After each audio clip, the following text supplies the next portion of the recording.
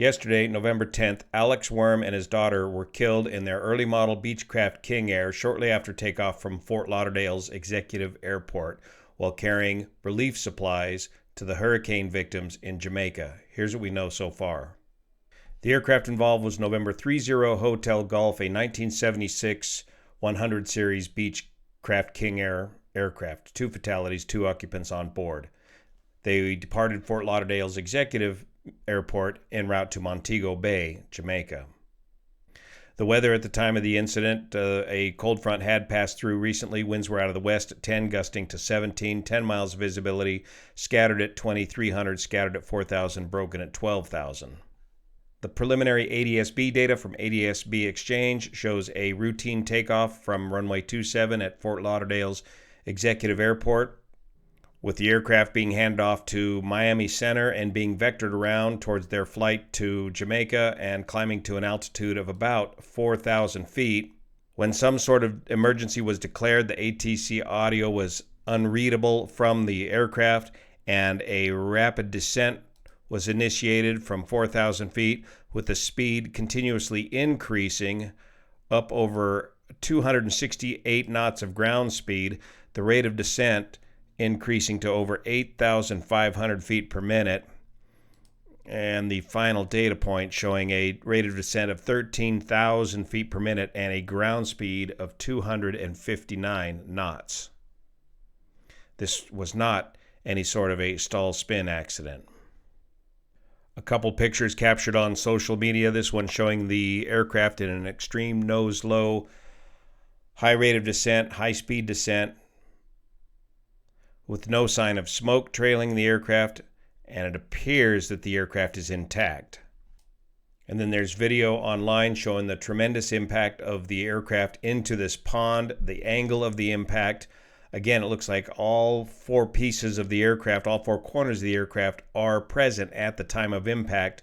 This right horizontal stabilizer appearing to be deformed after hitting these palm trees right over here.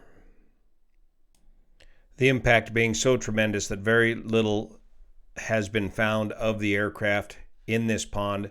The right wing struck the ground here, and this pine tree was sheared right here. The aircraft was moving this direction into the pond.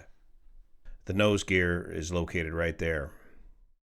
On November 2nd, Alex left this message on his Facebook page. Apparently, Alex has been evangelizing a long time there in the Caribbean, and the organization that he works with is called Ignite the Fire.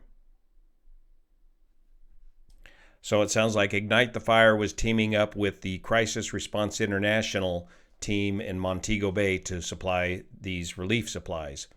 Ignite is excited to fly generators, screws, tarps, battery packs, Starlink comm systems, and other desperately needed supplies to help rebuild Jamaica tomorrow. The load on this aircraft will be of extreme interest to accident investigators. Professional cargo operations have a very strict set of rules regarding the placement of different types of cargo. Normally, this is the type of cargo that needs to be kept separated. Battery packs and generators are not a good mix, especially if the generators were not properly defueled. I've been a pilot since 2005, and I've felt that the Ignite ministry should have a missions airplane if it wanted to effectively bless the Caribbean. Through my friend Joe Casey, who trains missionary pilots, we found an older King Air with brand new engines. It's the perfect missions aircraft, and it is. It can carry a lot, and it's a very reliable aircraft, perfect for the mission to bring relief goods into Montego Bay, and the plane is ready just in time. One of the big questions investigators are going to have is how much time did Alex have in the King Air?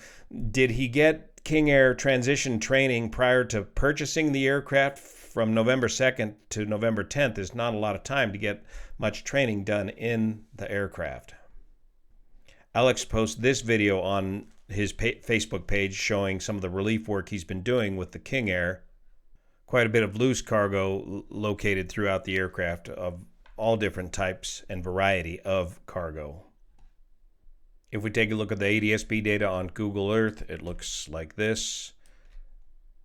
Looks like the aircraft was under control just fine as he was being vectored around, and then something occurred here that started the very high rate of descent, with the aircraft ending up in this location here, just missing this house and striking the pond. To those that say heroic efforts on behalf of these pilots missing these houses in these sort of emergencies, I say that if the pilot had control of his aircraft, he would have not crashed the aircraft at all. Often it's simply the physics of the crash that caused the accident location and the hitting or missing of houses more than any attempt to control the crash on behalf of the pilot. Here's a clip of the ATC audio from Miami approach. Number 30 Hotel Golf, climb and maintain 4,000. 4,000. Climb and maintain 4,000 feet. Number 0 Hotel Golf, turn right heading 120.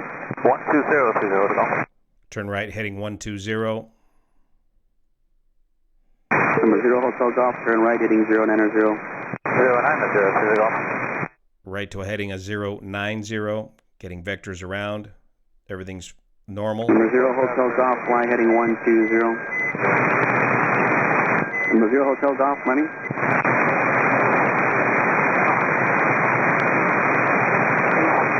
Number 0 Hotel Golf, Pompano Airport, check at 12 o'clock in about 4 miles. I see you descending. Number 0 Hotel Golf. So we have no idea what that transmission was from Hotel Gulf. If they can get that audio and capture it, that might give some clue as to what was going wrong with the aircraft at that time. The Dido alert was a low altitude alert on the controller's screen.